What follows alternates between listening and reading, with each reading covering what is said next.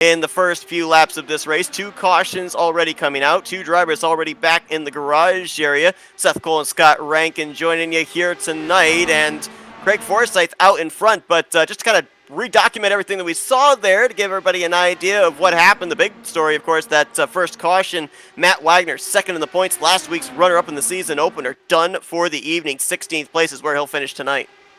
Yeah, look, and I mean, there was a lot of banter back and forth, and we sort of said, look, I mean, the guy is so lovely. I mean, he's always there. He's always willing to go the extra mile to help out people. Always willing to teach people. Myself included. He's actually put a lot of time and effort into teaching me, and the only reason I'm at the level that I'm at is all thanks to Matt Wagner.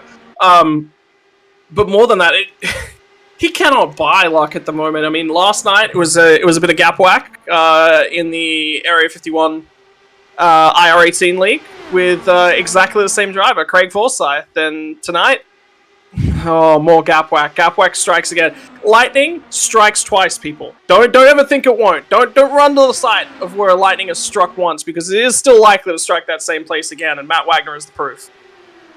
And, of course, the second caution coming out involving Jimmy Drynan. He had some contact with Eric Schaus going into turn 1 and then collected up Gary Corley. Now, Corley is out of the race in the 14th position. Jimmy Drynan still sits on pit road, but obviously it was a talking point last week, and we were talking about it, but you guys couldn't hear us, but we were talking about the fact that there's no fast repairs for these drivers here tonight, so effectively Jimmy Drynan's day is done as well. So 16 drivers took the green flag to begin this thing, and right now only 13 remain, all 13 right now on the lead lap. Yeah, really good pack up front here of 6 cars at the moment. Eric Schaus is still in the race. Ultimately, what that incident was caused by was Schaus was trying to get a run on Drynan on the bottom side of the track. Drynan was... I'm not going to say he wasn't holding a lane, because I don't think he was. I don't think that was the intent with the driving style that he was going. He was trying to leverage. Effectively, when you're attempting to make an overtake, the way this works is one of the 2 cars will have priority going into and going through the corners. What that lead car's responsibility is going to be to make it difficult to overtake. There are a few different ways to do that. Number 1, with Indy cars, it is actually cutting off the air. Giving them a fair bit of air wash makes the aero devices in the car not work quite as well as they could. Number 2, it's utilize all the track. Use all the space that you've got available. By starting up a little bit higher, you open the corner up. You've got a lot more room to make that corner. You can turn a little bit sharply initially, allows you to carry more speed through all the corner, rather than running on a narrow strip on the bottom of the racetrack. That's exactly what happened in this case, was that Jimmy Drynan pinched Schaus down to the bottom of the track. Schaus got a little bit unsettled, wasn't quite happy with being forced into this narrow mindset, the way things went. He wanted to get on with the show, he wanted to get on with things, he wanted to clear Jimmy Drynan, started to get a little bit more aggressive, let it happen for maybe 1-2 laps, and then he just sort of ran out of patience, and he needed to get by, and he thought it was a dangerous position that he was really in. He wanted to get up the track, get a little bit aggressive. He changed his tack. He wasn't keeping it to the bottom side of the track. He was trying to build a run, and he got a run, went to the outside. Drynan left the door open and then shut it at the exact last moment, which has caused Schaus to have an aggressive reaction. Ultimately, in this sort of a case, I think both drivers have certainly got a case to answer for, but Schaus will be the one that will be penalized for it. There are ways to prevent that incident from happening in both drivers' shoes. Drynan's defending his position, so therefore he wants to be as aggressive as he possibly can. I don't think any driver's really at fault. It's a racing deal. Schaus will get penalized for it, though. The Forsyth right now leading AJ Hobson. Luis Gonzalez Nunez, who had the podium finish last week at Auto Club, 3rd place in his Dark Horse Racing Series debut, right now holds the final spot of the podium as they run, and just behind him, the former champion and last week's winner from Auto Club, Nick DeGroot. Now, of course, Nick DeGroot going to have a little bit of breathing space at the moment. Last week at Auto Club, double points, so he had 24 points over Matt Wagner coming into this race. Craig Forsyth with a pit road miscue in last week's event, down there in the point stand. So if Nick DeGroot just kind of remains consistent here, he could have a pretty sizable points gap going into New Hampshire. But we know Nick DeGroot, when he gets to the closing stages, he's going to give us all and try and see if he can be a back-to-back winner in the first 2 races of the season. Yeah, there's a couple of things actually about this drive from Nick DeGroot that are a little bit curious. One of the things I've had the experience with Nick DeGroot directly within the IR18 car in particular is De Groot's one of his biggest weaknesses is a very, very strong driver on pace, very, very strong driver in terms of tyre conservation. One of his biggest weaknesses, however, is the ability to fuel save. This drive that I'm seeing right here, though, this is a fuel-saving drive. Currently, we've got 6 cars in this lead pack. You got Charles Teed, you got Gale Brooks, they're just tucked in sort of behind him. If you keep your eye on Nick de Groot, he's not pressuring the guys that are ahead of him. He's probably bleeding out of the throttle. He's probably trying to conserve a little bit of fuel. So if he can save some fuel now, and critically, when you're racing at a little bit of a slower speed, you're not putting as much load through the tires. That saves tire. He's basically eyeing off the tail end of this run as the period when he makes the biggest gains. And on board with Luis Gonzalez Nunez. Started this race from the 13th position, as you had documented back when we were having the audio issues, that he ended up not being able to get to the start-finish line to complete his second lap, so he had to start deep in traffic, has now worked his way up solidly inside of the top 3. One thing I'm wondering, though, is he's right now running the runner-up spot. We had Hobson in the runner-up spot not too long ago. The incident with Matt Wagner earlier on was gap whack between himself and Craig Forsyth, and we've seen a couple of times here during this run, the 27 blink in and out. Does that make any of these guys from second place on back maybe a little nervous, even if they do have a run to get up there and try and challenge Forsyth for the race lead, and the possible risk that they could suffer the same fate that Wagner did? Yes and no. So this has been an ongoing issue for Craig Forsyth. This is just part and parcel of the internet that he lives with, and I believe we talked about it a lot in previous broadcasts. Look, in real life, you've got mechanical issues. You can have a drive shaft fail. You can have a shifter fail to locate on a gear, breaks the gearbox, race over, those sorts of things. So that's just part and parcel of that. You don't have cars that disappear and reappear. That is a big, big problem. However, internet is one of the few things that can simulate a failing car. If you have failing internet, nothing you can do. Your race is done. You're going to get disconnected from the server. That's how all that works. All of us in video game land, we're used to that. We know exactly what goes on with that. In Craig Forsyth's case, he blinks once, maybe every 20 or 30 laps. You don't know when that's going to be. You don't know how consistent that's going to be. Some nights it's a little bit more, some nights it's a little bit less. It's pretty consistent with Craig. It's only a minor connection issue. It's effectively his internet reinstating itself. It's checking the connection. A packet doesn't get through. He's off the track there for a few moments whilst it's reestablished. There's nothing major in it. iRacing, what it does do is it searches for an approximate location of the car at that point in time and tries to keep them in a relatively consistent sort of area. The one major issue is if you make high speed, high banking, heavy changes to the steering input. Unfortunately, what happens around Las Vegas? High speed, heavy steering input sometimes, that's what causes the incidents. Effectively what's going on within the iRacing system is it says, oh, there's a dramatic change here. We're actually not really certain of where the car is. We're going to fill a massive space with where we think the car might be. And that causes incidents. Matt Wagner's It's luck. There's nothing more to it. And look, I mean, to be perfectly honest, is there anything that you could really do about it? Nah, not really. You just logged that one in the books. It's disappointing. He got off to a strong start. At least it didn't happen in the double points round. Good point there. Spiller on board with Charles Teed. He's in a pretty good battle with Eric Schaus for the 5th position. Nick de Groot holding off AJ Hobson just up ahead for 3rd place. Charles Teed and Nick de Groot, the 2 former champions in the series here this season. The other 2 former champions, Rick Raybon, of course, the outgoing champion, and the former champion, Robert Maleska III. They are not in the season, as we didn't see them last week at Auto Club, and we don't see them here tonight at Las Vegas. But interestingly enough, Las Vegas is only... Whoa, somebody... Is that Forsyth? It is, 27. Yeah, so we've hit fuel window for Forsyth, so he's coming down. That's critical. What lap number are we at? 48. So that means 32 laps is the fuel stint window running in front with a caution period in the middle there. So he's saved a fraction. So I'm looking at 30 laps of probably full green flag running there for the fuel stint. They're a little bit short. That's 16 laps. That could be critical. And there goes the other car as well. So everything that I was just saying about Nick de Groot, like I said, he's focusing on pace at the back end of the stint. He's saved fuel. He's now in a really, really good position. Nunez coming in from what was 2nd, then interim 1st, and turns the race lead over now to Nick de Groot in the 89. We'll see if de Groot's going to be waving the hand out the arrow screen there. Nope, he's actually going to stay out another lap, as is Charles Teed, Eric Schaus, Eric Peterson, and Gale Brooks. AJ Hobson made the dive onto pit lane from second place.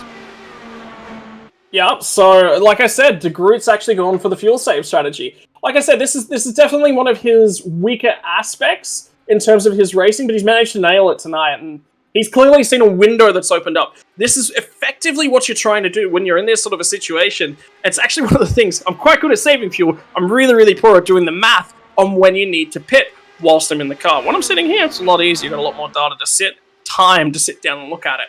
What you're trying to do, you take your end of the race, and then you work backwards from there. You go, alright, what's my critical lap numbers for all of my stops here? My critical lap numbers tonight, if we're working in terms of a 30-lap run, is 90, 60, 30. Anytime that I can push myself into one of those zones, now, with a little bit of fuel saving, you can extend that.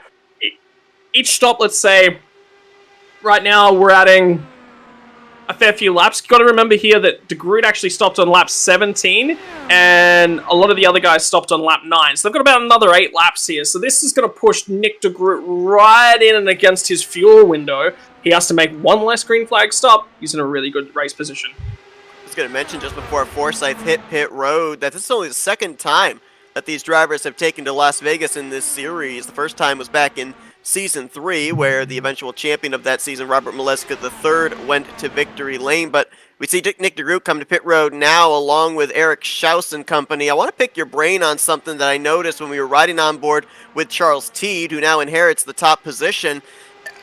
Oh, we got a caution, actually, so we'll get to the question in a moment.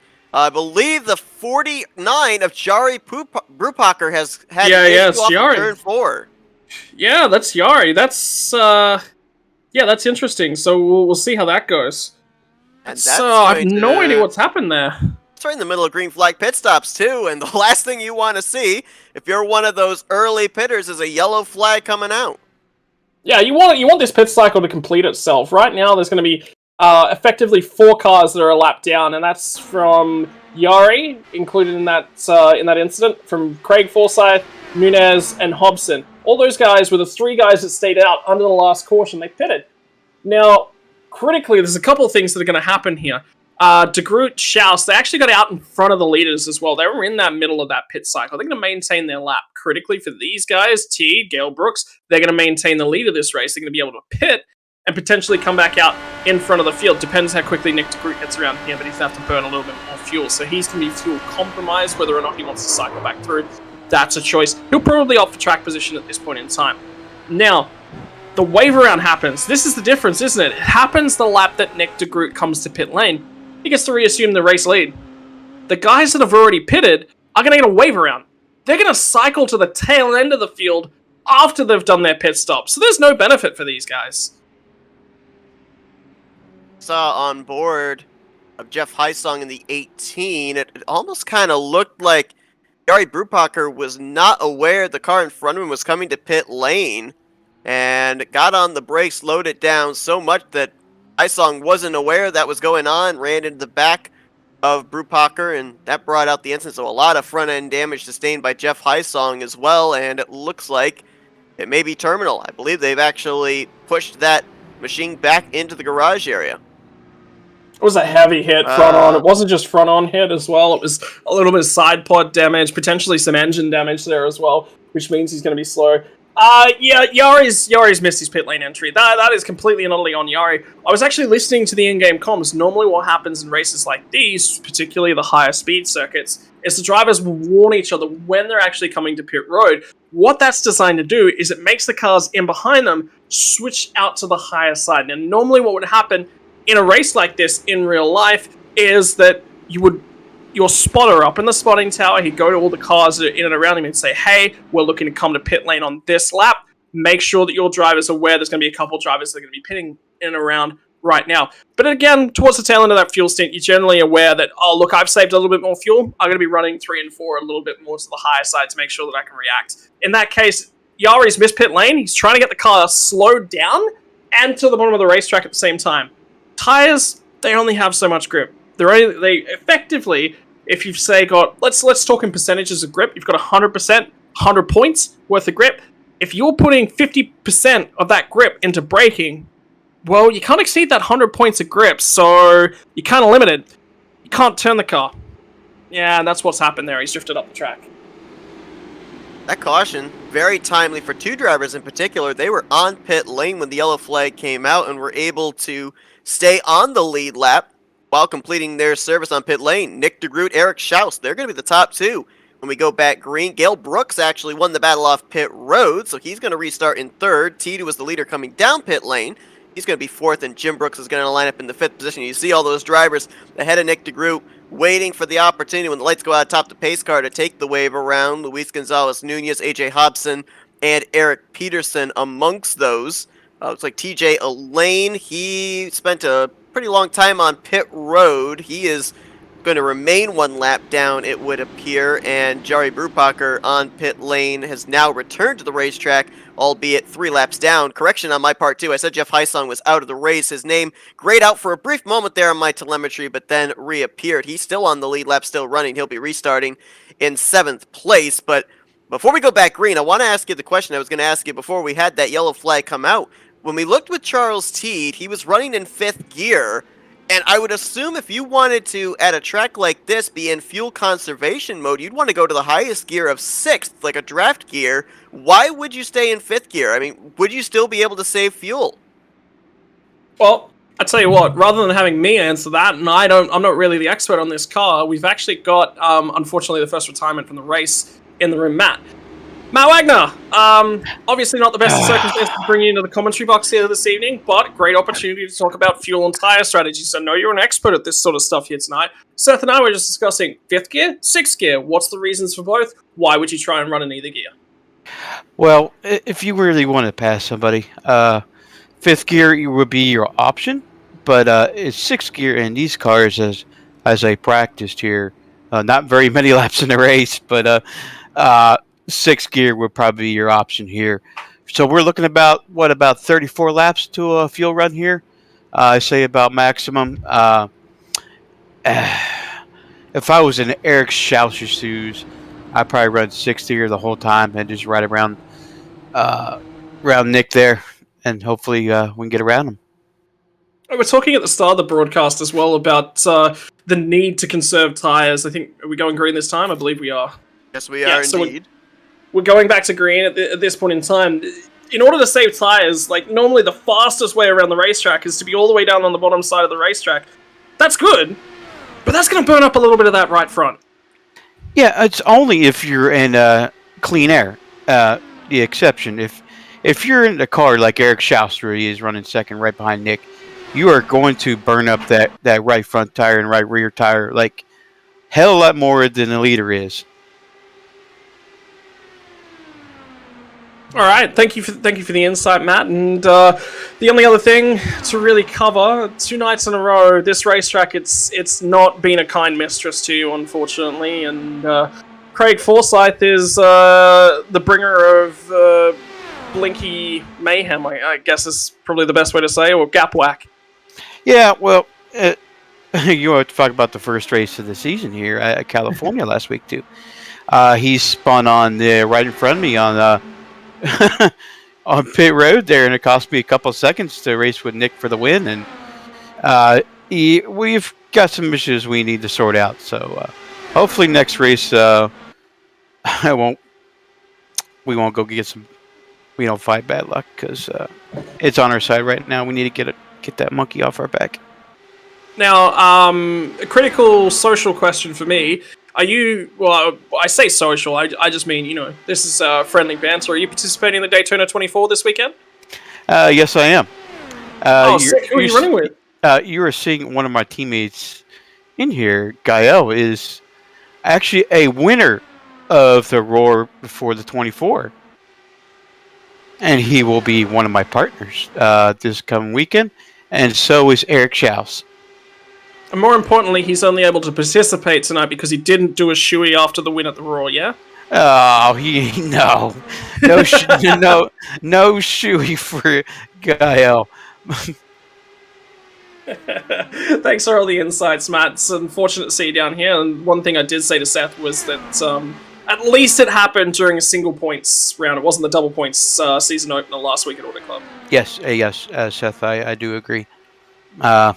Guys, I know you guys are doing a great job in your commentary. I listen to you guys. You guys do a phenomenal job. Scott and Seth, you guys are a great combo up in the booth. Thanks for bringing me in. You guys are great. Love you guys. Yeah, can I get a testimonial written up for my website? That'd be awesome. Thanks, Matt. Thank you for your time, brother. Yes, sir. You all have a great night. It's interesting that you bring up websites there, Scott. I actually, today, took the opportunity to go on to darkhorseracingseries.com. They've actually got a really good website there, a lot of information about the races, the past races, the current standings, a lot of the drivers as well, both current and former on there. And next week, thanks to the information of the website, going to be having Matt Wagner go to, I guess it'd probably be considered a home track here on the schedule, out of Toms River, New Jersey. Going to be heading to New Hampshire Motor Speedway next week. Yeah, quite a strong performing track. Wagner's he's consistent in a lot of places, but his favorite track of the season is always either Gateway or the Motegi Oval over in Japan. He loves both of those styles of track, very, very similar. So, look, I mean, hopefully, fingers crossed for him, being the hometown boy, it'll be time to get his season back on track and back underway. And look, I don't think he's going to be handed a victory by any stretch of the imagination. He'll have to go out there and earn it. But look, I mean, when the racetrack's closer, you can go down and check it for the bumps, I suppose. It's about the only other thing you can do. Now, there's a car in this league pack that is not battling for positions. The fifth car in line there, that's TJ Elaine, who is right now the only car one lap down. The way that the cars lined up on the restart, the lap down machines were integrated with the lead lap cars, and so the 95 started up close to the front of the field, and he's doing a pretty good job holding his position, giving the space to the race leaders, but obviously a driver that wouldn't mind seeing a yellow flag. And I'll tell you what, with what we're seeing out of him right now, if a caution came out, he got back in the lead lap, and he was up inside the top 5 late in this race. This might be a guy that might have something for the race win. Yeah, look, there's normally when you're in this sort of a situation, I mean, if this was a stock car race and I was in his shoes right now, I'd be pushing a little bit. I want to be putting a little bit of pressure on these leaders because the tires, they're definitely going to fall off. I've got the opportunity to really race for my lap back. But because of the nature of this circuit and because of the nature of the IndyCar as a whole, TJ's really not going to be... His best bet is just to wait for another caution. The field's been thinned out, though. We've only got 13 cars left out there on the racing surface at this point in time, which means that his chances for a caution are actually quite a significant little bit lower. But the thing is, if he overtakes these guys, he can't run away. He's stuck because of the drafting package. So even though he might be able to overtake them, he's going to be stuck still right there in front of the leaders. He's not really going to get the ability to get that full lap back. Additionally, something I'm keeping my eyes on at this point in time is Nick de Groot's pace. He's not trying to push away from the field out in front. He's not trying to drag these guys along with him. He's not trying to do anything like that. The pace isn't actually tip-top pace. Right now, he's being a little bit patient. I think he's trying to conserve a little bit of fuel, a little bit of tire, just extend their stint just a few laps. Not a mega amount. We're not looking for him to go to be the longest car in the field, but he's trying to slow this pace down. He wants to see this pack really tight. You can see that battling from Alain as he goes to the top side now. Looking at the 27 of Craig Forsyth, who right now is in the 5th position, really outside of maybe the first few laps of this race when he started back in the, I believe it was 7th position, but very quickly made his way to the front. He's not really had to deal with his car being in traffic. Now he's back there. Had a lot of cars he had to pass to get up to where he is right now with the timing of that caution coming out in the middle of green flag pit stops. And I saw him for a brief moment there in a tight battle with Jim Brooks, and he really pushed up the racetrack off of turn 4, almost put Brooks into the outside wall. So having maybe a period of readjustment there for the driver of the 27, not having that clean air to the nose that he enjoyed for the first 50 laps or so. Yeah, he's going to have to get that thinking cap on, I think, here for Craig Forsyth. He's going to find a way through this pack, and Elaine's making this thing a little bit difficult as well. Elaine just had to check up there, got to run to the inside of Charles Teed. Again, lap down cut. Does not want to be involved in that. If he's involved in that, all of a sudden the whole point of being up here and attempting to race to get your lap back, it just sort of goes away if you haven't got the car once you do get that lap back. So he's going to be a little bit careful. He'll check up the whole inside lane. Forsyth stuck within that, so he's going to sort of check back up a little bit. But yeah, it's critical. I mean, you're talk about DeGroot. DeGroot's led from out the front most of this race. A few other guys have had the opportunity out there, Craig Forsyth among them, and now he's had to adjust back to the air. It's difficult. You can't just get back into that air and have things work the way that you want them to. How interesting the fact that the last and only time prior to tonight that these drivers took to Las Vegas, the top 2 highest finishers in the field here this evening are running in first and second. Nick DeGroot had the runner-up here 2 seasons ago. Eric Schaus brought it home in fourth, and right now those two kitty-corner to each other through the first couple corners of Las Vegas, battling for the race lead. Charles Teed had a great run here as well back in Season 3, finishing in the 7th position. He runs right now in 3rd place, trying to hold off Jim Brooks. Yeah, so there's a little bit of a strategy here too. Just have a look at the line that Nick DeGroot's running. If he never leaves that white line, it is incredibly difficult to overtake him. It's like a 1 in 100 sort of chance. You've got to get the perfect draft. If anything, you kind of need to be the second car in the queue. You need to be building that momentum as you come off the corner, so you're already starting to generate that run. Then you're maintaining the draft. You're still getting a run, and you need to be level, if not have the nose fractionally ahead of going into the corner, so you can maintain the momentum around the high side. The fact that this front stretch is curved lends all of that weight and all of that overtaking ability to the inside car. Nick DeGroot going to be nearly impossible to beat without pit lane strategy. But with that being said, if you're Eric Schaus and you're finding it very difficult to take that longer way around to get the race lead from Nick DeGroot, pit lane possibly the deciding factor, how much pressure does that put on you to not only make sure that you execute perfectly the maybe upcoming next green flag pit stop, but also make absolutely certain you don't make a mistake in trying to overachieve? Yeah, and look, I mean, get it consistent. He's got a really, really good opportunity. He's running in that draft a lot of the time as well, so he is going to be using less fuel. We talked to Matt Wagner.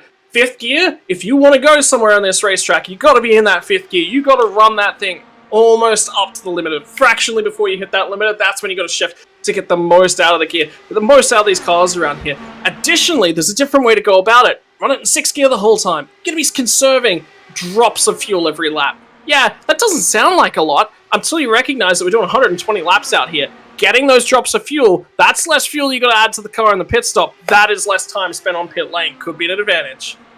Well, despite the fact we've been under the caution 3 times here tonight, this race has flown by. We are now into the final third. And that means that this is going to be the money stop when these drivers eventually hit pit road. They should be able to make it the rest of the way, depending on when they make that pit stop. And we saw last week at Auto Club, the timing of the pit stop really played a big factor. DeGroot was able to stay out 1 extra lap than Matt Wagner and Craig Forsyth. We heard from Wagner that obviously the Forsyth spin cost them a little bit of time as well off of pit road, but just the opportunity to take on less fuel meant less time on pit lane for Nick DeGroot. Nobody, at least at this point in time, I don't think is going to be able to play that strategy, because I think every single person, regardless of whether they come to pit road a lap earlier or a lap later than the race leader, they're probably going to have to take on a full tank of fuel. That's a tongue twister to say right there. Regardless of when they make that final pit stop, I would assume. Yeah, so there's a couple different ways to go. If you're short on fuel right now and you have to come early, you got to add more fuel to get to the end. You've got more laps left in the race, you got to make sure you got the fuel for them. B, that may mean some amount of fuel saving in this final run to get the cars home. Keep an eye on the way that these guys up front are running at this point in time as well. Schaus is just starting to lose a little bit, and Jim Brooks is actually the guy that's come up here. Charles Teed was actually up here for a few laps, nearly attached himself to the rear end of Schaus. It's quite close to run with 2 cars at the same time in this sort of formation. What Schaus is trying to do, he's trying to pin Nick DeGroot to that bottom line. Nick DeGroot has got to add as little steering input as he possibly can to keep the car down there. Otherwise, he's scrubbing tires. That builds wear on that right front. The problem for Schaus is he's wearing tires just to try and keep him there. But if you can keep DeGroot on that bottom lane, remember what I said about minimizing the section of track that you've got to run on? That puts more wear, that put more load on the tires. The other thing is, he's running higher in the corners. He's searching for fresh air. He wants that right front as fresh as a daisy, fresh as it can possibly be. And I think Jim Brooks was saving this whole time. I think he's going to have a go. Hey, see there as we take a look at the onboards of our current top 3 runners. Jim Brooks, 6th gear. Eric Schaus, 6th gear. And obviously with no draft in front of him, 5th gear for race leader Nick DeGroot. So Schaus and Brooks able to save a little bit of fuel there. And yeah, to your point, we saw Craig Forsyth on the last green flag pit stop just before the third caution came out. He had to be one of the first to pit lane because he did not have any draft to be able to save any fuel, so DeGroot undoubtedly is going to have to be the first one to spearhead when this next round, this potentially final round of green flag pit stops takes place. And we're in the window. Any time now, he's going to have to come to pit road. The instant, I reckon, what's going to happen, he's going to run these tires until they're worn. Until he has to lift in the corners. The instant he starts to feel those tires go, straight to pit lane.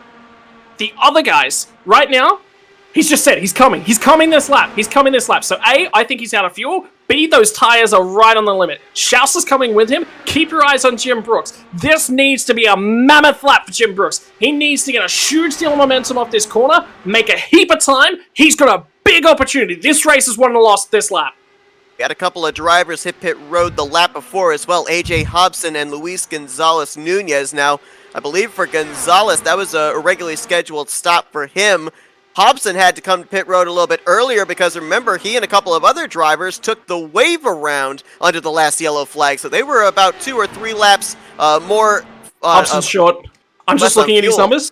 Hobson's short. Hobson's going to have to come back to pit road. When he does that, if he gets a caution, he gets just a free go at things. And additionally, it's difficult. If another caution comes out, I'm in Nick DeGroot's shoes, I'm not coming back to pit road. Why? I've had fresh air the whole time. My tires are clean. I don't need it. Oh, have a look at the runoff of pit lane. Peterson got a huge jump. And he's going to be within half a second of Nick DeGroot as Charles Teed stays out an extra lap. Forsyth going to come down pit lane. Jim Brooks and Joseph Morales, we saw them pitting the lap before. Brooks is already down and away in the 51. And yeah, it's going to be really interesting to see where everybody is going to be in relation to each other now as opposed to when the pit stops began. Is time going to be gained? Is time going to be lost? Look at Jim Brooks. Keep your eye on Jim Brooks. Jim Brooks is actually out and clear of Nick DeGroot. I said he might have been fuel saving. He might have been tire saving. I'm wondering whether or not he didn't take tires at that stop. I'm not sure. I can't tell you right now. And no, the stop was identical. He's taking tires. It looks like possibly Craig Forsyth is going to get out ahead of Jim Brooks. So Forsyth might end up being the race leader when everything cycles around. Yeah, Forsyth right now coming out of turn 4. Brooks was entering into turn 3. So depending on what happens here with Gale Brooks and Charles Teed, who were first and second coming down pit lane the last lap, it'll be interesting to see if indeed the 27 cycles around to the top position. There's Teed, there's Brooks. They're not up to speed yet. Here comes the 27. Yeah, and this is critical because right now Jim Brooks wants to get a huge draft off the back of Charles Teed. He'll go to the high side with all the momentum. He's trying to clear him, and this may actually work back into his favor. Charles Teed might be the deciding factor. I'm keeping my eye on Schaus as well. Schaus and Peterson, they need to work together. I don't think they are. They need to slingshot each other to drag each other back up to the pocket. High Song's now filling in the middle of Nick DeGroot. And you know what? Nick DeGroot's gone from leading this race, having total control, to being mega fuel compromised. Absolutely. Right now in the 5th position is Nick DeGroot behind Teed, Jim Brooks, Gale Brooks, and race leader now Craig Forsyth. As a matter of fact, there's another pass on Nick DeGroot. That's Jeff Hysong going around. All the drivers that are going by the 89 are anywhere from 2 to 3 laps better on fuel than he is. To your point, he's having to save quite a bit. And how about Gale Brooks? We kind of felt last season that Gale Brooks was so close to flying victory lane for the first time in his Dark Horse Racing Series career. Could tonight be the night? Had a top 5 run last week in the season opener. Could be in for 2 huge points days in the first 2 races of the season. So there's a difficult draft strategy to pull off right now. Nick DeGroot come on the radio, said to Jeff Hysong, hey, we're not attached to this pack. We need to be attached to this pack. You know what they're doing? They're draft cycling. It's a move called slingshotting. The guy gets into the draft of the guy ahead. He gets a huge boost in terms of his maximum speed along the straight because somebody's punching. Then the driver that's ahead pulls out of the way.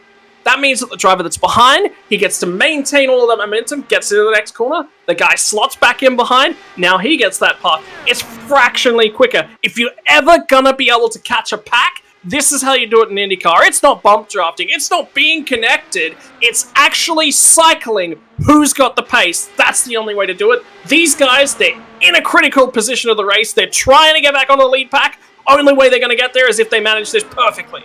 They talk about DeGroot and Jeff Hysong trying to do that. Now you add in Eric Peterson and Eric Schaus making it a group of 4. Just how much more difficult is it to be able to do the maneuvers you're talking about when you've got more cars here in the pack with you?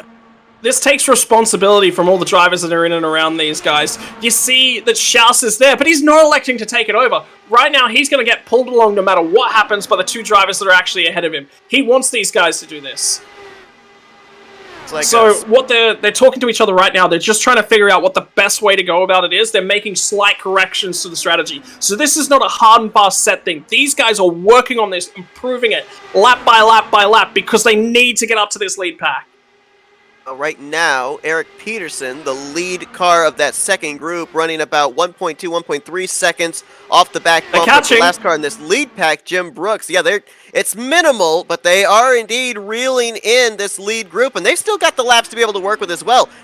19 laps to go just went up on the board there for race leader Craig Forsyth, and Forsyth's got some hungry drivers behind him. Gale Brooks, Charles Teed, Jim Brooks. For Gale and Jim, they're looking for their first win of their career. Charles Teed looking for his first victory since Iowa back in Season 3. And, mention the fact that we're going to New Hampshire next week. Who'll ever forget last year at New Hampshire where we thought Jim Brooks might be en route to the victory. Contact between himself and Robert Maleska III for that race win. Jim Brooks might be able to get some New Hampshire redemption before we go back to that venue next week. Yeah, and here it comes. Here comes the draft pack. They're making up approximately 1/10 per lap. The thing that's really helping them is that this lead pack is... there's contact in the lead pack! Brooks is done. Brooks is done. He'll have front wing damage. He's lost momentum. He's down on the apron. He's got to rejoin safely. This screws that whole pack over because they lose momentum. Now they've got a car in the interim. Now the whole pack behind gets a huge tow, pulls them all the way back up. And you know who's sitting in the driver's in probably the catbird seat right now? It's actually Jeff Hysong. He's backed off of this pack. He's saving tires. Jeff Hysong, of course, had damage getting into the back of Brewpacker that brought out our third caution of the evening. So nice comeback for him. Might be able to translate the hardship early on, potentially into a victory here tonight at Las Vegas. There is Gale Brooks falling back into the clutches of this second group. Nick DeGroot going to jump to the outside. Well, maybe not. Gale Brooks going to try and pick them up, but to your point, having that front end damage on the wing is really going to hurt that car as a lead car to get this second group back up to the top trio. Yeah, so there's a big issue there for Gale Brooks if he does have damage. Now, conveniently, if it's left-hand end of the front wing, it's only going to be air pocket that's going to be the big issue for him because the left front tire doesn't do a lot of the work. The loaded tire, when you turn into a corner, the G-forces, the centrifugal forces push the load onto the outside tire. Whenever you turn into a corner in your road car, you feel that weight transition. That's exactly what we're talking about. Now, if it's on the left-hand front, that tire's not doing too much work. He's not going to lose a whole bunch of grip. If it was the right front, I'd be mega concerned. Right now, it doesn't look like there was a huge deal of damage. He's going to be okay. He's still in this race. We've got 13 laps to go this time by the stripe, Seth. Fifth gear you can see there on the steering wheel panel for Charles T. That means he is in attack mode, trying to get around the outside of Craig Forsyth. It looks like he's got Jim Brooks there to offer him the draft on the straightaways. They just can't link up enough to carry that speed through the corner. There you see about a half car length lost T to Forsyth. Yeah, and there's a couple of critical things. Remember when I was talking, these guys wanted to go as far as they possibly could on fuel on that last stint to make sure they had to add less fuel to get to the end of the race. Well, there was another critical factor of that. Remember I said this is going to be a tire race. The tires are going to fall off at the end of this thing. The longer you go on that first stint before you had to come to the lane, the better your tires later on. DJ Elaine will not reach the conclusion of this race. He came down pit road a couple of laps ago, and he will finish in the 12th position. Joseph Morales in the 60. Looks like he got hit with a speeding penalty on that last round of green flag pit stop, so he is currently the only car one lap down in the 11th position. 10 drivers on the lead lap. Oh, here comes DeGroot. 7 drivers up in this lead group, and Nick DeGroot, high, wide, and handsome's gone from 4th to 3rd, now looking for 2nd into turn 1.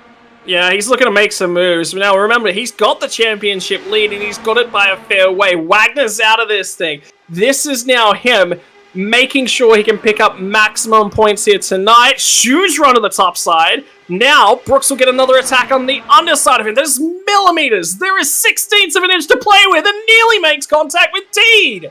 But I'll tell you what there isn't to play with, and that's that apron on the front straightaway. Normally, in stock cars, you can go down there and make passes. The white line is out of bounds for these drivers, and so if you're going to fake somebody up high and then try and dart to the inside of them, you got to make sure you keep those left side firestones on the right side of that white line to avoid a penalty. That's why Nick DeGroot not able to quite be able to make an aggressive crossover on Teed. Teed trying to get back to Forsyth, who's just watching for these laps to tick away. One less lap each time for him to have to defend the mayhem behind him. Now, Nick DeGroot is one of the best IndyCar drivers you will ever come across. There's only a couple that are in that sort of class. Henry Bennett's another one of them. Rick Ravon's another one of these guys. Craig Forsyth, Matt Wagner.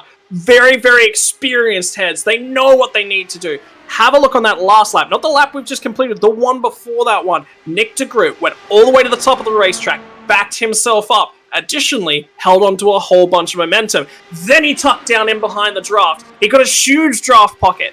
Then he closed up, but he had to take the run to the top side because he couldn't get to the low side. There was cars down there. Now look for it where it goes. And you've got Forsyth continuing to Here run. it comes! Look at DeGroot! Crosses the inside of Teed to the top side of Forsyth. You know, Dale Jr. calls it seeing the air. I think that's what DeGroot's able to do. Teed! Little wide off of two, he's into the wall, keeps it straight, no caution. We stay Oh, no, green. there'll be a caution! There'll be a caution! It was the last car in the queue that got him. That would have probably been Gale Brooks, I believe, in the 71. He was a little bit blindsided. Yeah, he just didn't quite have the vision that he needed to spot. He knew that there was a slow car up high. He knew there was something going on there. He thought it was going to stay up there. He thought he'd have enough room. He just didn't read the situation correctly, and unfortunately that's it. Tell you what though, Seth, I think we got a one-lap shootout. I think we do too. 4.5 laps to go right now with them on the Nellis Straight. I think that we are indeed going to be able to get back green at some point here. They don't do overtime. They run the scheduled laps, but I think we're going to get ourselves a 1.5-mile shootout. Let's go back and take a look at what happened there. Tremendous job by Charles Teed. He tried everything. He tried, you're right, to keep his car out of the way and try and have this thing finish under green flag conditions. But, you know, you mentioned about it, the tires, I think maybe that right front just started. Oh, Schaus. Didn't want to turn. Schaus got baited. Eric Schaus is coming to pit road. He's going to get some fresh firestones. That's critical. Now, in terms of Charles Teed, yeah, look, I mean, the guy has tried everything. And at the end of the day, as soon as you know that you're bidding it, the best possible thing that you can do is make sure you're not taking anybody else with you. He's tried everything. Guy L's just read that one wrong, unfortunately. And that happens from time to time. That's just racing as well. You think that there's going to be a gap that's going to be there, and by the time you get there, the gap's gone. There's nothing you can do about that. In this case, you think that there's something happening, you can't quite read where it is. He's read that, oh yeah, the car's going to be coming down, I'm going to be trying to stay up high, you know. He ultimately, he's made a decision, he's backed himself in, and it was the wrong decision. That happens. That's life. That's racing. There's nothing you can really do about that. Now, Nick DeGroot is the guy that has a huge opportunity here. He wants to back this restart up. He wants to be a reasonable distance between him and Craig Forsyth on this restart. Why? He wants Forsyth to punch that hole in the air. Remember what we were talking about. He was backing up the run. He was trying to get himself enough momentum to go around the high side previously. Very difficult to do when these cars are at max speed. Forsyth just leaves it in 5th gear. Nothing you can really do about that. Tire wear. Gonna come into this one, Seth. How green are their tires? How much rubber have they got left? You got to remember, Forsyth has been battling with a whole host of different cars. He's been defending from multiple different cars. They've all thrown little bits of rubber at him, and have all come off second best. You can't defend everyone. Critically, now, DeGroot's got a huge opportunity. He's got fresh rubber. He hasn't fought anyone. He has got an opportunity to punch a huge hole in the air thanks to Craig Forsyth. This is going to be epic. If you think about Craig Forsyth as well, running that extreme inside line, left side tires out down that white line. Yes, it's the shorter way around the racetrack. You're forcing everybody to go the longer way around, but it's going to cause more heat in those tires as well, making a harder turn to be able to make the shorter way around in the corners. So with that being said, could put him at a disadvantage in terms of the grip that he'll deal with here as well. But the thing I'm wondering here with Nick DeGroot, Forsyth's going to be the control car. He's going to get to choose where the acceleration point is. Is one lap enough time for Nick DeGroot to be able to generate a run? Yes, on the restarts only. On the restarts only. That second lap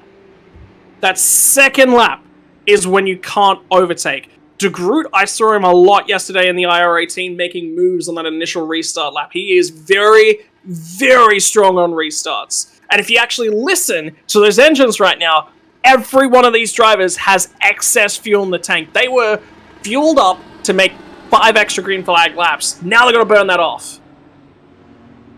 We should see the lights go out atop the iRacing pace car this time, giving us the indication it'll be 1 to green and a 1-lap shootout to decide tonight in the Troy Lee Designs 180 at Las Vegas Motor Speedway. Joseph Morales got the lucky dog under this yellow flag. All 11 drivers will be on the lead lap for this upcoming final 1.5 miles. It's Forsyth the leader, DeGroot in second, Jim Brooks lines up third, Eric Peterson fourth, fifth place is Gale Brooks, and I'll tell you what, we've seen some contact up here for the race lead already tonight.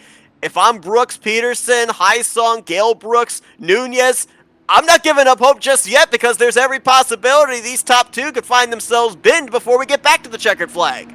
Honestly, Nick DeGroot, Craig Forsyth, these drivers are good enough. It won't happen between them. They are definitely good enough. It's going to be in the mid-pack.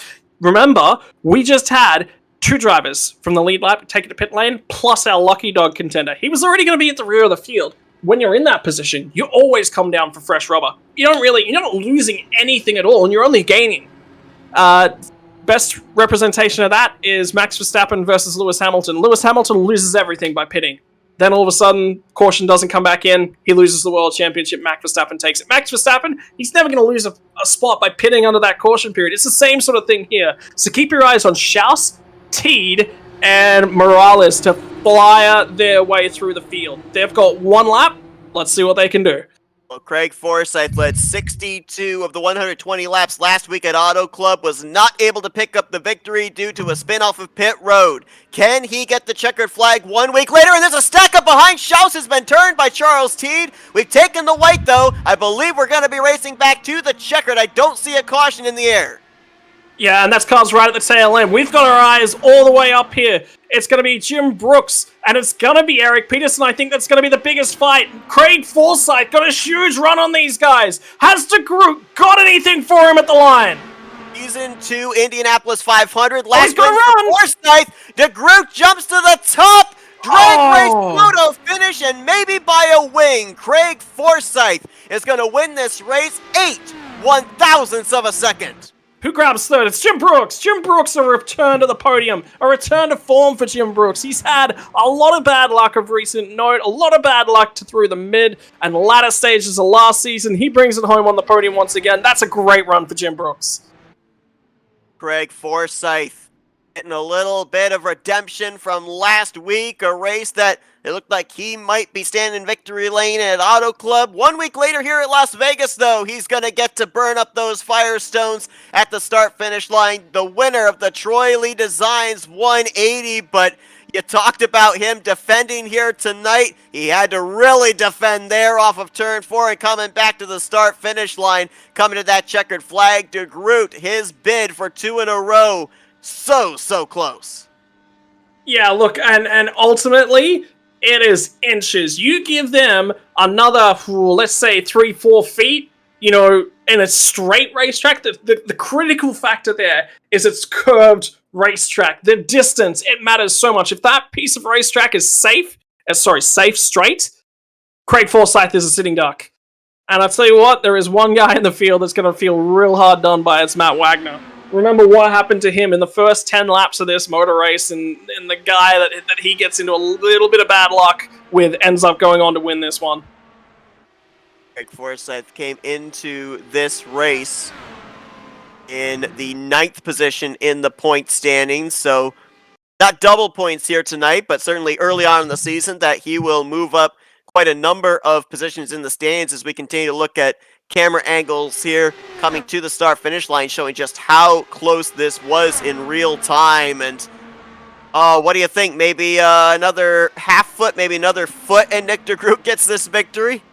Because he had the momentum. He did. One of the biggest things for Nick de Groot was that he straightened the car out. The problem is, right, in order to maintain momentum, you have to straighten the car out. If you're scrubbing tires, that's scrubbing momentum off. A lot of your momentum is actually going into the heat transfer into the tires and the abrasion directly across the circuit instead of actually keeping you going forward. So he has a little bit of a bobble as well, trying to follow Craig down. And that could be a factor. There's nothing in it. And like I said, I mean, he needs one lap. The instant this goes 2 laps, Forsyth just defends the bottom. You cannot make that work around the outside on the second lap. Forsyth's got everything in his favor. So that ultimately de Groot did everything impossibly in his power, and Forsyth just if he loses that amount of space, that wingtip on the initial get-go, de Groot gets him. Well, certainly going to be still a good points day for Nick de Groot. A win to start the season, a second place in the second race of the season, as he's going to come just short to Craig Forsyth. You mentioned Jim Brooks. Nice to see him back there on the podium in a third place performance. Eric Peterson bringing it home in fourth. Gail Brooks finishing it out in the fifth position. Jeff Hysong had his issues here tonight. He'll still get sixth. Luis Gonzalez Nunez, after his podium finish last week, solid run of seventh. AJ Hobson in eighth, and Eric Schaus was the last driver to finish on the lead lap. He limped his machine back to the start-finish line after he and Charles Teed got together in a stack-up on that final restart. Joseph Morales going to finish a lap down in the 10th position. There is Teed finishing in 11th, and then the drivers that did not make it to the conclusion of this race, TJ Elaine, Yari Brupacher, Jimmy Drine, and Gary Corley. And as we've talked tonight, the big one, Matt Wagner, 16th place here this evening. He'll look to get back on the comeback trail when we go to New Hampshire next week. But let's see if we can talk with some of our podium finishers here tonight. And how about we kick things off with tonight's third place finisher, Jim Brooks. Jim, Scott and Seth up here in the upper end booth. You got us? I do. Oh man, a great run for you here this evening. We kind of saw this Las Vegas race take a couple of shapes in terms of the landscape. It was looking like we were more than likely going to see a fuel strategy race up to the close of it, and then all of a sudden, late race caution comes out, and all you guys have to get ready for a shootout. You had a pretty good front row seat of the battle before and after that caution. What little more do you think you might have had to be able to get up there and make it a three-man fight for this checkered flag?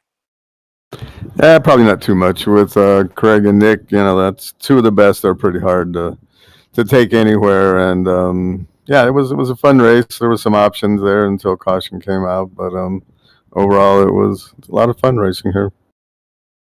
Look, I mean, Seth and I were just talking about things. Strong memories going to New Hampshire next week of what a battle it was coming into the final lap with Robert Maloska last season in the GW12 League. Do you think it's time for some redemption this time around? You played things to perfection last season. Can it work your way again? I had forgot about that. Thanks. Yeah, hopefully I like the track, and you know, there's different people around now, so hope things will go well. But it's usually a fun race, and look forward to that. Yeah, Jim, obviously a good start to the season for you. 7th in the season opener, and now 3rd place here tonight. Obviously, we mentioned last week about a lot of names, a lot of former champions not in the field here this season. Given an opportunity for drivers like yourself now to be able to be to the forefront of the TV screens and maybe be able to pick up some victories, maybe be right there in the thick of it for the championship. So, you know, how does that change the landscape for you and change the mindset here for the remainder of the schedule? Knowing that, you know, some of those guys that we saw up there inside the podium week after week, they're not here now. Yeah, it certainly doesn't hurt, but the big thing is not getting in trouble, especially early on, and I think that kind of happened to me in this and Area 51 last season. The first 2 races end up behind the 8 ball, and then it's almost impossible to get back where you need to be. So yeah, it's always good to start out at least strongish, and then, you know, try to carry it from there. Absolutely. Well, a great performance for you here tonight. Kept out of trouble. Bring it home with the nose clean in the 3rd position. Congratulations on that. And now we turn the mic over to you for some thank you sponsors and shout-outs. Yeah, I want to thank you guys for covering it, and obviously Dark Horse for all their effort. And then a shameless plug for Area 51 Racing, sponsored by TJ Chummy Esports, and hope to see you and hear you guys soon. As Jim Brooks, he's going to finish third place here tonight in the Troy Lee Designs 180 at Las Vegas. Congratulations once again on the great run there, Jim, and best of luck next week in New Hampshire. Thanks, guys. All right, let's see if we can dial up tonight's runner-up finisher, Nick DeGroot. Hey, Nick, Scott and Seth up here in the FRM booth. You got us? Yep, I gotcha.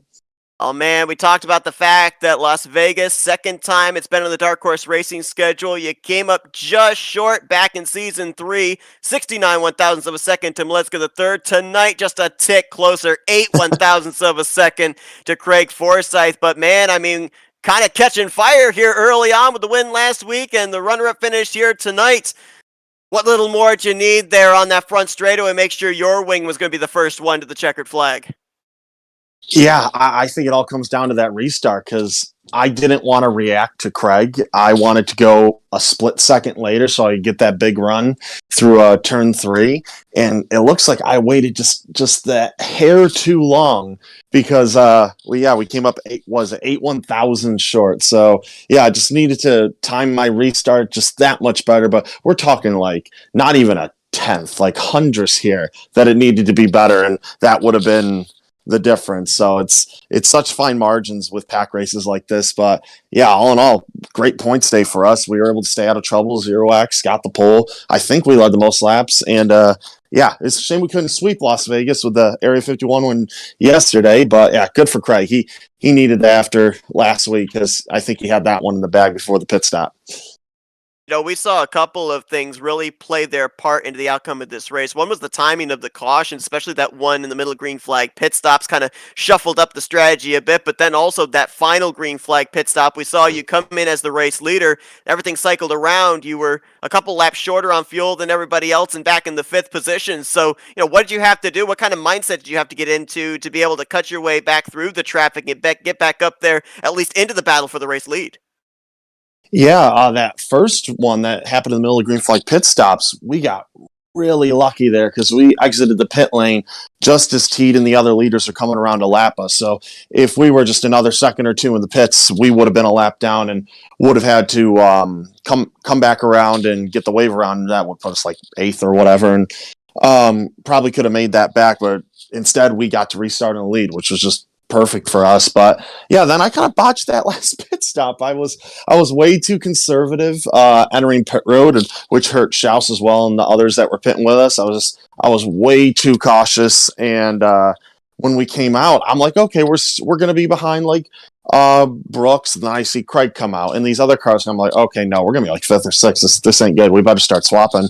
And thankfully the swap is very powerful here. It was like a bunch of little tandems you saw with Brooks and Teed and Craig and whoever he was with up there, and us with myself and Peterson and Brooks and Schaus, and just swapping and getting back up there and making a race out of it. So it's nice to be able to make it up. It's really annoying at racetracks with this car because the gap for the draft is like 6/10, and once you fall out of that, it's like you put your hands up and say it's over. But here you can actually do something about it. You can use that swap draft and actually make up the gap, which is really nice, and brought us all back together for what was a hell of a one-lap shootout.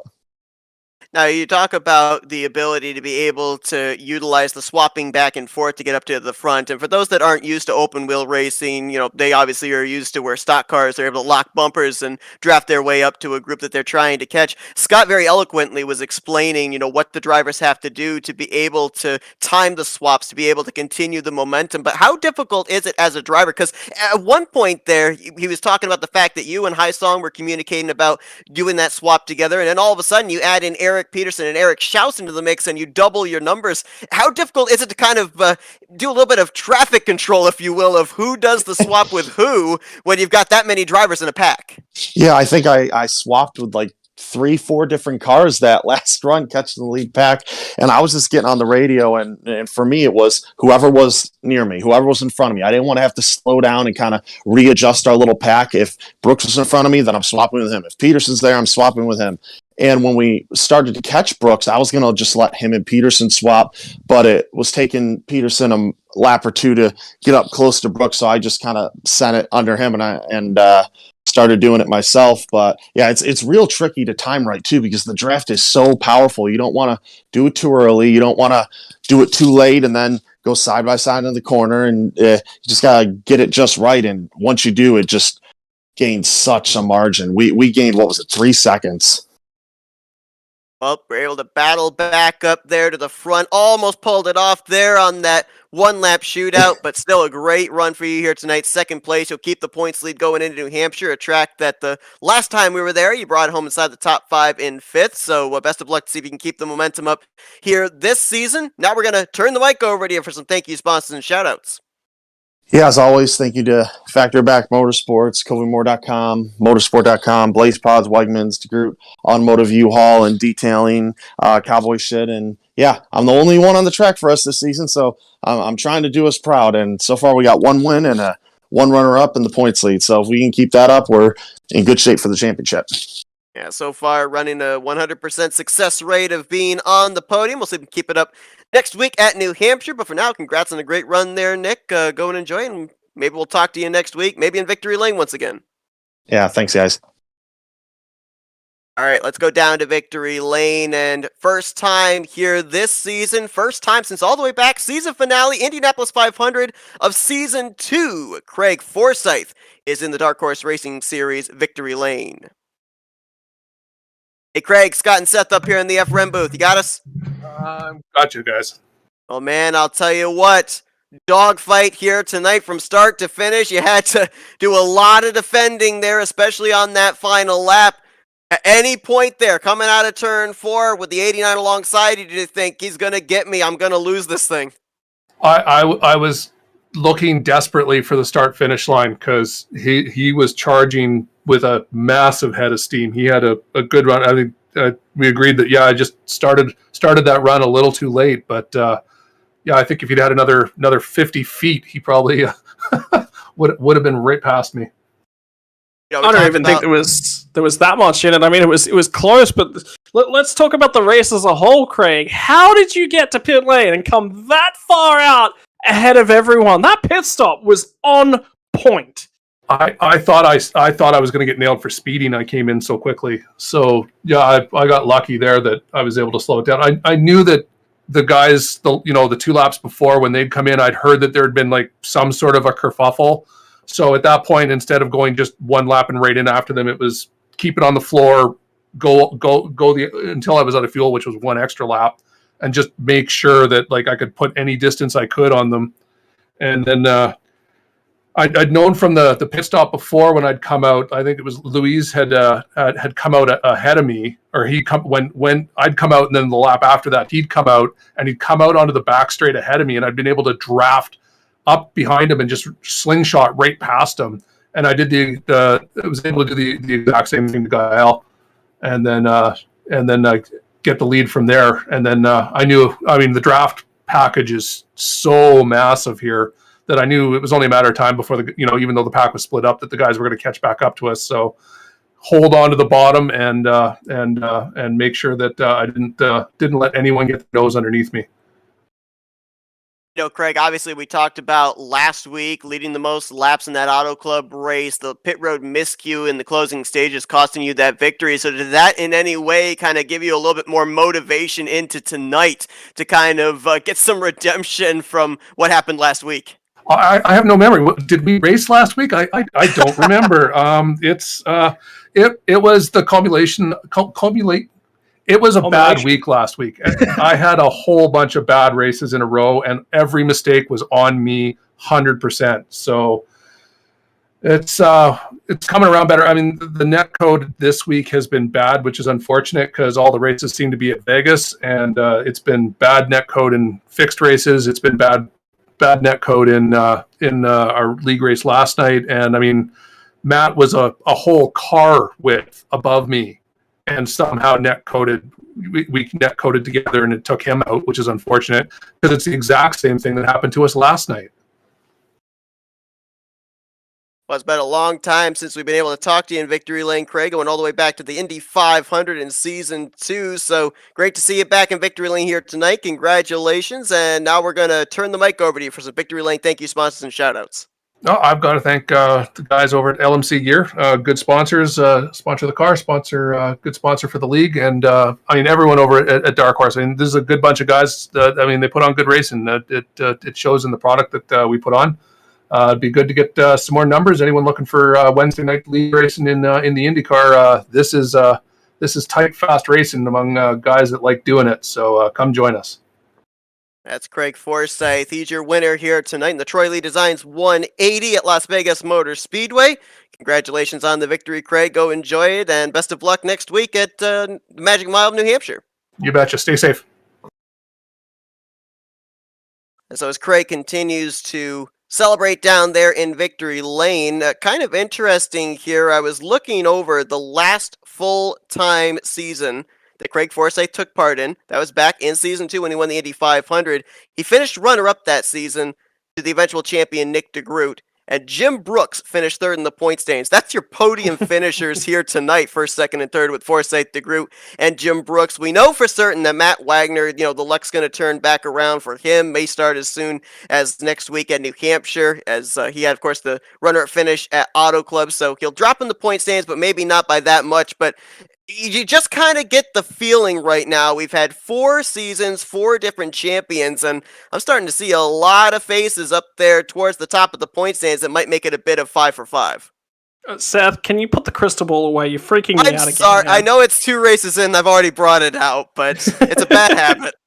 Well, we haven't made a milkshake reference this stream. I think we're doing things wrong. I think our fans are a little bit disappointed. That race, it finished like a good milkshake. I mean, all the flavor in it was there right the way through, but right at the bottom, right at the very end of it, there was that something little extra. That's something a little bit special. You sort of put it down. You forget that you had a milkshake there for a little bit, and then you're like, oh wait, I've left the best part.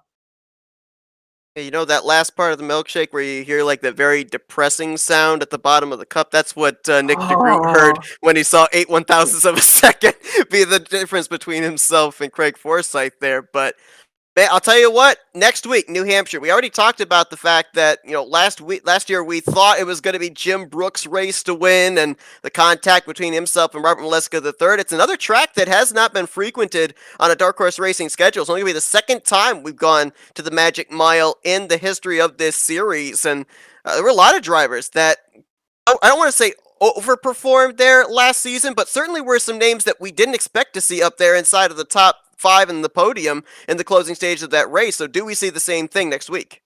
Well, is this the part where you sit down and go, oh yeah, we probably don't expect Matt Wagner to be on the podium there. Maybe that'll help his luck. We'll get rid of the commentator's curse. The commentator's curse, yeah. Reverse psychology. But now that we've mentioned it, he'll have a bad race anyway. So, we've effectively just cursed him and doomed him. Yeah, look, I mean, it is a difficult race course. It does actually promote good racing. You've got to be perfect on the timing. You've got to be patient. You've got to be very wary of what you're trying to do with the car. And there's a few guys in this league that, Craig Forsyth said, if you're looking for a good racing series, particularly in the DW12, I mean, this is the place to do it. But if you're looking for another one, if you're going to come and race in the Wednesday league, why not come race in the Tuesday league as well? Because the benefit is, I think, I'm reasonably sure it's literally the same schedule for both leagues, because next week they're going to New Hampshire as well. It'll make for a great precursor race. Who knows what will happen? Should be a good one, as race number 3 from New Hampshire is going to be airing here on the Flat Out Racing Network next Wednesday night. Green flag scheduled to fly at 8 p.m. Eastern Standard Time. Should be a good one, as so far this season, Nick DeGroot, the winner at Auto Club. Tonight at Las Vegas, it's Craig Forsyth picking up the victory. Will we see potentially a third different winner next week when we get to the Northeast United States? Scott, it's been a good one here tonight. Great to have you back in the booth, and appreciate you joining me here tonight. Look, I mean, when you're locked down at home, when the whole of Australia is going a little bit batty with COVID at this point in time, and there's nothing else that I really want to do with my Thursday morning, Wednesday night for you guys. Well, thanks to everybody as well for tuning into our coverage here this evening. Hope that you guys enjoyed it. Again, be sure to join us next Wednesday night as we continue on the schedule for the 5th season of the Dark Horse Racing Series presented by Troy Lee Designs. I'm Seth Cole for Scott Rankin, who's probably going to go drink a milkshake shoey now. Hope you guys enjoy the rest of your Wednesday evening as you've been watching another broadcast courtesy of the Flat Out Racing Network. This broadcast is the copyrighted work of Flat Out Racing Network and may not be rebroadcast, retranslated, or used in any form without the express written consent of Flat Out Racing Network and iRacing.com Motorsports Simulations. Flat Out Racing Network would like to thank you for your support, and we hope you enjoyed tonight's broadcast.